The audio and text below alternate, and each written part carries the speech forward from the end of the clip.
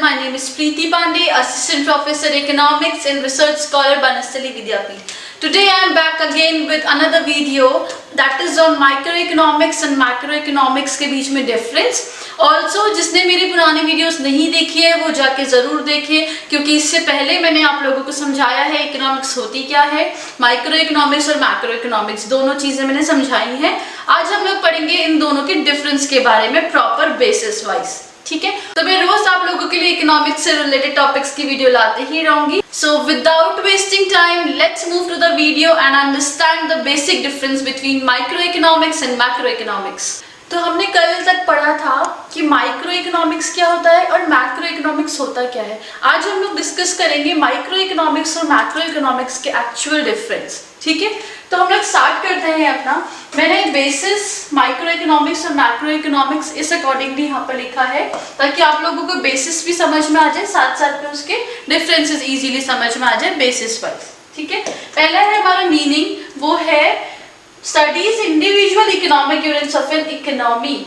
मतलब micro economics में basically हम लोग इंडिविजुअल यूनिट्स के बारे में बात करते हैं. यहाँ पे हम बात करेंगे एक एक चीज़ों के बारे में, जैसे individual demand, individual supply, individual producers की कोई भी चीज़, इंडिविजुअल लेवल पे जो भी चीज़ें हो रही हैं वो सारी की सारी हमारी माइक्रो इकोनॉमिक्स में पढ़ी जाती है.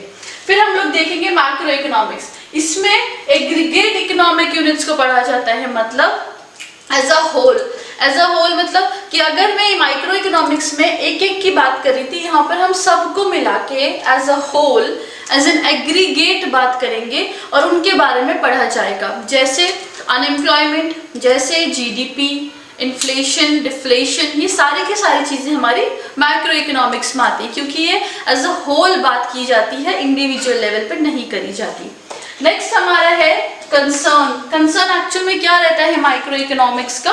माइक्रो इकोनॉमिक्स का मेन जो कंसर्न रहता है वो रहता है determination of output and price for an individual firm और इंडस्ट्री. मतलब इसमें जो मेन फोकस रहता है वो रहेगा प्राइस का.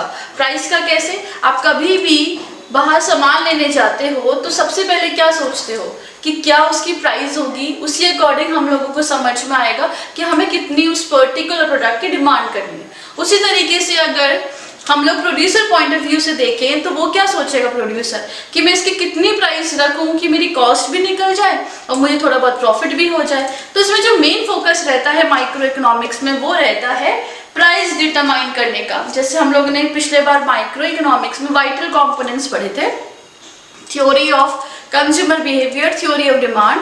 उसी तरीके से हमने प्रोड्यूसर का पढ़ा था, theory of producer behaviour and theory of supply. फिर जो थर्ड था वो था हमारा थ्योरी ऑफ प्राइस डिटर्मिनेशन, जो हमारे डिमांड और सप्लाई फोर्सेस से मिलते हैं. ठीक है, यहाँ तक क्लियर है. उसके आगे जब हम बढ़ेंगे मैक्रो इकोनॉमिक्स में, मैक्रो इकोनॉमिक्स में जनरली एक एग्रीगेट आउटपुट की बात करी जाएगी कि एग्रीगेट लेवल पे हम लोगों को कितना प्राइस रखना होगा, आउटपुट कितना देना होगा, वो सारी की सारी मैक्रो इकोनॉमिक्स में पढ़ी जाएगी. इसमें जनरल प्राइस लेवल की बात आएगी. मतलब कि अगर मैं देखूं कि मुझे पूरे सोसाइटी में कोई प्रोडक्ट को पहुंचाना है तो क्या मैं उसको 100 रुपीज़ का प्रोडक्ट सब लोगों को पहुंचा सकती हूँ? नहीं. क्यों नहीं पहुंचा सकती? क्योंकि हमारी इकोनॉमी में बहुत अलग अलग तरीके के लोग रहते हैं. ऐसे भी रहेंगे जो बहुत रिच है, ऐसे भी रहेंगे जो बहुत पुअर हैं, ऐसे भी लोग रहेंगे जिनके पास कुछ भी नहीं है हमारे खाने के लिए, ऐसे भी लोग हैं जो मिडिल क्लास फैमिली को बिलोंग करते हैं. ठीक है, तो मैक्रो इकोनॉमिक्स में हम लोग जनरल प्राइस लेवल डिसाइड करते हैं. क्यों डिसाइड करते हैं? क्योंकि हमें सबके बारे में सोचना पड़ता है. इसके आगे हम लोग देखेंगे कि बाकी और हमारे कौन से डिफरेंसेस है. अभी हमारा थर्ड जो बेसिस है वो है फोकस. फोकस में हम लोग क्या देखते हैं कि माइक्रो इकोनॉमिक्स में जो मेन फोकस रहता है किसी का भी वो रहेगा इंडिविजुअल्स गेन का, या फिर इंडिविजुअल के बारे में हम लोग देखेंगे माइक्रो इकोनॉमिक्स में. माइक्रो इकोनॉमिक्स में सिर्फ एक एक के बारे में ही तो देख रहे थे अभी तक, जितना भी हम लोगों ने पुराने वीडियोस में देखा या फिर हम लोगों ने अभी इससे पहले जस्ट पढ़ा, जिसके पहले वाले बेसिस थे कि माइक्रो इकोनॉमिक्स सिर्फ इंडिविजुअल के बारे में बात करता है, इसलिए इंडिविजुअल गेन के बारे में बात होगी. उसी तरीके से मैक्रो इकोनॉमिक्स में सोशल वेलफेयर के बारे में बात होती है। क्यों? अभी इससे जस्ट पहले हमने पढ़ा कि इसमें जनरल प्राइस लेवल को डिफाइन किया जाएगा, ठीक है, क्योंकि सोशल वेलफेयर में हमें देखना पड़ता है कि सब लोग उसको अफोर्ड कर पाए। ये नहीं कि सिर्फ रिचर सेक्शन को ही दिया जाए, ये नहीं कि सिर्फ बिलो सेक्शंस को ही दिया जाए, सबके बारे में सोचा जाएगा, इसीलिए एक प्राइस लेवल को जनरलाइज्ड किया जाता है। नेक्स्ट बढ़ते हैं हमारे स्कोप में। जो माइक्रो इकोनॉमिक्स का स्कोप होता है वो बहुत नैरो होता है, मतलब बहुत कम रहेगा। क्यों रहेगा? क्योंकि यहाँ पे सिर्फ इंडिविजुअल्स के बारे में ही तो बात हो रही है। यहाँ पे सिर्फ इंडिविजुअल के गेन के बारे में, इंडिविजुअल मार्केट के बारे में, इंडिविजुअल के प्रॉफिट के बारे में, मुझे कितना प्राइस चाहिए, मुझे कितनी डिमांड करनी है, ये सारी के सारों के बारे में बात होगी माइक्रो इकोनॉमिक्स में।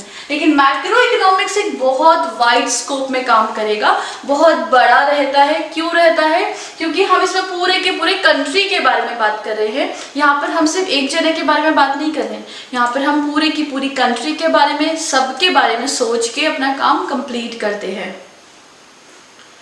सबके बारे में सोच के हम लोग चीज़ों को फॉलो करते हैं कि प्राइस लेवल क्या रहेगा, कितनी पॉलिसीज बननी चाहिए, किस अकॉर्डिंग बननी चाहिए। अब हम लोग आगे देखते हैं इसके फिफ्थ अब जब हम आगे बढ़ते हैं तो देखते हैं इसके इकोनॉमिक वेरिएबल्स। तो हमारे माइक्रो इकोनॉमिक्स में बेसिकली सिर्फ माइक्रो इकोनॉमिक वेरिएबल्स के बारे में बात होगी, जैसे कि कंज्यूमर डिमांड, प्रोड्यूसर सप्लाई, ठीक है, ये सारे के सारे हमारे क्या है, माइक्रो इकोनॉमिक्स के वेरिएबल्स है। यहाँ पर हम लोग सिर्फ कंज्यूमर के बारे में, प्रोड्यूसर्स की सप्लाई के बारे में, इन सब के बारे में बात करते हैं। जब हम मैक्रो इकोनॉमिक्स में देखते हैं तो मैक्रो इकोनॉमिक्स में मैक्रो इकोनॉमिक्स के वेरिएबल्स आएंगे, जैसे एग्रीगेट डिमांड, एग्रीगेट सप्लाई। अब मैंने एग्रीगेट डिमांड और एग्रीगेट सप्लाई ये सारा कुछ थोड़ा थोड़ा मैंने पुरानी वीडियोस में भी पढ़ाया हुआ है, एक बार ज़रूर आप जाके उसको देखिए, क्योंकि मैंने डिस्क्रिप्शन बॉक्स में लिंक प्रोवाइड करी है, आप जाके उसको देख सकते हैं, ठीक है। जब हम देखते हैं इसकी थ्योरी माइक्रो इकोनॉमिक्स में, इसको हम बोल सकते हैं प्राइस थ्योरी, क्योंकि आपने एक चीज़ नोटिस करी होगी कि हम बार बार सिर्फ प्राइस के बारे में बात कर रहे हैं। कंज्यूमर कितनी डिमांड करेगा वो प्राइस पे डिपेंड करेगा, प्रोड्यूसर कितनी सप्लाई करेगा वो भी प्राइस पे डिपेंड करेगा, है ना, ताकि उसे ज़्यादा से ज़्यादा प्रॉफिट हो जाए और कंज्यूमर को ज़्यादा से ज़्यादा सेटिस्फेक्शन मिल जाए और कम से कम में वो सामान खरीद पाए। तो हम लोग बार बार इसमें प्राइस के बारे में बात करते हैं, इसीलिए माइक्रो इकोनॉमिक्स को हम लोग प्राइस थ्योरी भी बोलेंगे, ठीक है। मैक्रो इकोनॉमिक्स में इन सब के बारे में ज़्यादा बात होती नहीं है, इंडिविजुअल्स के गेन के बारे में बात नहीं होगी, इंडिविजुअल के बारे में बात नहीं होगी, इसीलिए हम इसको theory of income and employment भी बोल सकते हैं, क्योंकि इसमें सबके बारे में बात होती है, सबके एम्प्लॉयमेंट लेवल के बारे में बातें होंगी, यहाँ पर सबके इनकम के लेवल के बारे में बातें होंगी एज अ होल, क्योंकि macro economics as a whole as a country में डील करता है और इंडिविजुअल हमारे एक एक लेवल पे डील करता है, इसीलिए ये प्राइस थ्योरी होगा और उसको हम बोलेंगे income and employment theory. That's all for today. Thank you so much for watching this video.